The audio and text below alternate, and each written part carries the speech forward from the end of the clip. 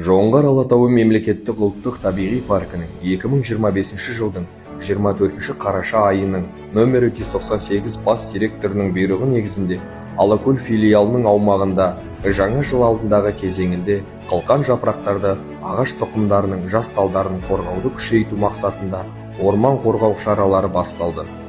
1 мен 31 желтоқсан аралығында орман шаруашылығы қызметкерлері мен құқық қорғау органдарының қатысуымен жедел топтар құрылып, тәулік бойы кезекшілік ұйымдастырылады. Филиал аумағында бақылау күшейтіліп, қылқан жапырақтары, жас талдарды заңсыз кесудің алдын алу бойынша кезекшілік қойылды. Жасанды шыршалардың заңды саудасы мен тасымалы тексеріледі.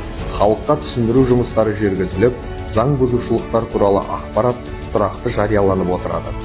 Орман қорын сақтау маңызды міндет. Заңсыз кесудің кез келген түрі жауапкершілікке әкелетінін ескереміз.